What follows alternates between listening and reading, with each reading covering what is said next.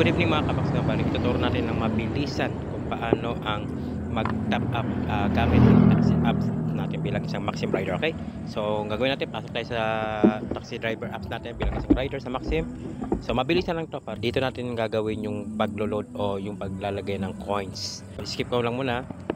So, ayan.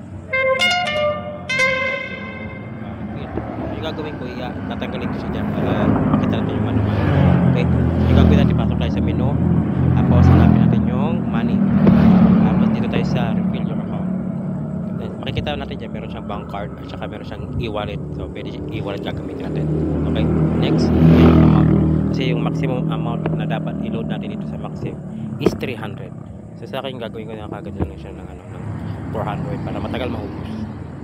Ayan, so refill. Nakalagay na. So, merong pagpipilian.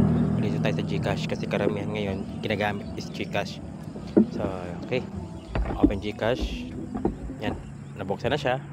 So, nakita na natin yung word. Ilagay na natin doon. So, mag-automatic yan siya. Pasok yan doon sa payment. Confirm payment. So, yan. 400. Yan. Nag-ano siya. Process na. Okay. Processing. So, okay. So, yan. So, nakita na natin na pumasok na doon. So, antayin ko na lang siguro. So, ayan, pumasok siya 394. Nakalina yung nirefill is 400, no? Mayroon siya 6 pesos. So, from 6 pesos, ang deduct niya. Total ngayon ng natin ng coins na sa babaw is 442.19. So, matagal maubos yan. Okay? So, mga gusto mag-load na gamit ang apps dito sa taxi. Okay? So, ingat sa biyahe mga kamaks.